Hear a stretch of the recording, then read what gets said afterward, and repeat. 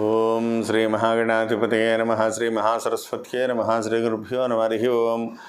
సదాశివసమారంభాం శంకరాచార్యమధ్యమాం అస్మదాచార్యపర్యంతాం వందే గురుపరంపరాం. జై గురుదేవ దత్త. జగతః పితరం వందే పార్వతీ పరమేశ్వరం. పరమేశ్వర స్వరూపమైనటువంటి సృష్టికి నమస్కారాలు చేస్తూ మార్చి 1వ తారీఖు నుండి ఏప్రిల్ 1వ తారీఖు వరకు గల మీనరాశి వారికి మార్చి నెల ఫలితాలు ఏ విధంగా ఉంటాయో మీకు తెలియజేస్తాను. మీనరాశిలో పూర్వభాద్ర నక్షత్రంలో ఉన్నటువంటి 4వ పాదము, ఉత్తరాభాద్ర నక్షత్రంలో ఉన్నటువంటి 4 పాదములు, రేవతి నక్షత్రంలో ఉన్నటువంటి 4 పాదములు కలిపి మీనరాశిగా చెప్పబడుతోంది. ప్రారంభములుగా ఇది తృతీయ స్థానమందు రాహువు, నవమ స్థానమందు కేతువు, లాభమందు శనైశ్వరుడు, లాభమందు కుజుడు, లాభమందు శుక్రుడు, వ్యయస్థానమందు గురుడు, వ్యయస్థానమందు రవి. 14వ తారీఖు నుంచి జన్మస్థానంలోకి రవి మార్పు. ఒక రకంగా ఈ నెల అనుకూలంగా ఉందనే చెప్పాలి.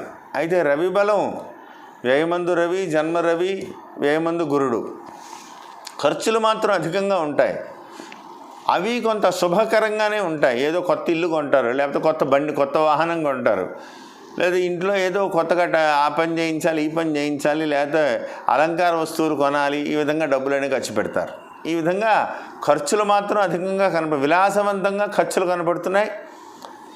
ఆదాయం అదేవిధంగా కనపడుతోంది. అయితే ఇప్పుడు అంటే అదేవిధంగా అంటే ఖర్చులు ఉన్నంత స్థాయిలో ఆదాయం ఉండకపోవచ్చు. ఎందుకంటే ధనస్థానం మీద అంత శుభయోగంగా ఉండేటువంటి గ్రహదృష్టి ఏమీ లేదు. కాబట్టి శుభాశుభ మిశ్రమంగానే ఉంటుందని చెప్పాలి. లాభమందు ఉన్నటువంటి శనైశ్వరుడు సర్వదా మిమ్మల్ని రక్షిస్తూనే ఉన్నారు. ఎన్నో ఇబ్బందులు పడుతున్నప్పటికీ కూడా ఏదో రూపంలో మిమ్మల్ని బయటపడేయడానికి, సమస్య ఏది కూడా జటిలమవ్వకుండా తొందరగా మీరు బయటపడడానికి అనేక రకాలుగా మిమ్మల్ని ముందుకు వెళ్ళేటువంటి పరిస్థితులు కనబడుతున్నాయి. ప్రతి విషయంలో కూడా ఆలోచన అధికమవుతుంది. మీరు అలా ఆలోచించిన నిర్ణయం తీసుకుంటేనే మంచిది. పెద్దల సలహా సంప్రదింపులతో మీరు ముందుకు వెళ్తేనే మంచిది. తొందరపాటు నిర్ణయాలు ఏమాత్రం అనుకూలం కాదు. ధన ప్రతిబంధకమైనటువంటి ఇబ్బందులన్నీ కూడా తప్పినప్పటికీ కూడా మీ అంచనాలు ఫలించవు. అంటే మీరు ఏది పోటీ డబ్బులు వచ్చేస్తాయి, లేదా ఈ పోటీ వర్క్ కాంట్రాక్ట్ వచ్చేస్తుంది, లేదా ఇది వస్తుంది అని మీ అంచనా వేసేస్తారు.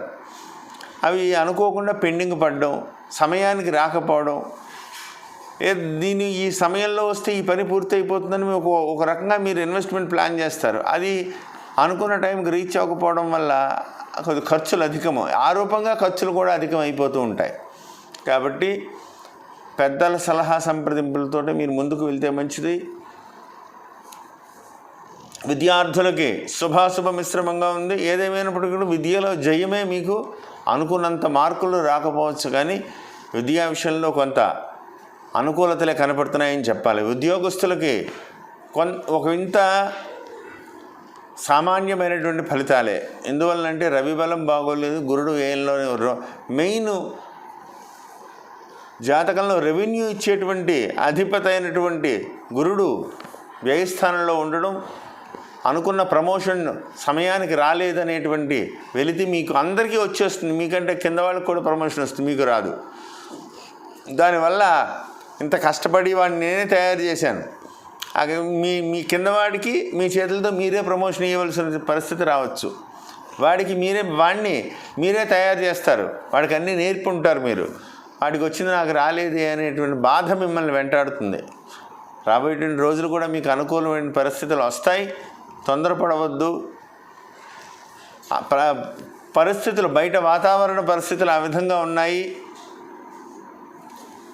మిమ్మల్ని మీరు తయారు చేసినటువంటి, మీరు క్రియేట్ చేసినటువంటి వస్తువులే, మనుషులే మిమ్మల్ని ప్రశ్నించేటువంటి పరిస్థితి కూడా కనబడుతోంది. ఎందువల్లంటే గురుబలం లేదు, రవి బలం లేదు. కాబట్టి ఎంత తగ్గి మాట్లాడితే అంత మంచిది. విదేశం సంబంధమైనటువంటి ప్రయత్నాలు చేసేటువంటి వాళ్ళకైతే అనుకూలంగానే ఉంది, కానీ డబ్బు పెట్టుబడితో మాత్రం బయటకు వెళ్ళవద్దు. ఏదో ఉద్యోగం ఇక్కడ మానేసి విదేశాలకు వెళ్ళి వెతుక్కుందాం అని మాత్రం వెళ్ళవద్దు. ఎవరినో డబ్బులు పెడితే ఉద్యోగం ఇస్తారు, వీసాల కోసం డబ్బులు పెట్టి అక్కడికి వెళ్ళి ప్రయత్నం చేయవద్దు. మీ కష్టాన్ని నమ్ముకోండి తప్ప ఎవరో ఏదో చేస్తారనేటువంటి ఆలోచన కరెక్ట్ కాదని ప్రత్యేకంగా చెప్పదగ్గ సూచన. వ్యాపారస్తులకు శుభాశుభ మిశ్రమంగా ఉంటుంది. ఎంత కష్టపడ్డా మీరు పెట్టినటువంటి పెట్టుబడిని తిరిగి సంపాదించుకోవడం చాలా కష్టమవుతుంది, వెల్తిగానే కనబడుతుంది ఫైనల్గా.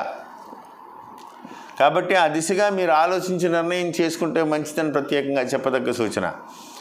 స్త్రీలకు ఆరోగ్య విషయంలో సామాన్యంగా ఉంది. ఏమాత్రం అనుకూలమైనటువంటి పరిస్థితులు లేవు. ఆరోగ్య విషయంలో చాలా జాగ్రత్తగా ఉండాలి. ఎందువల్లంటే రవి సంచారం అనుకూలంగా లేదు, తల భారం శిరోభారం అధికమైపోతూ ఉంటుంది,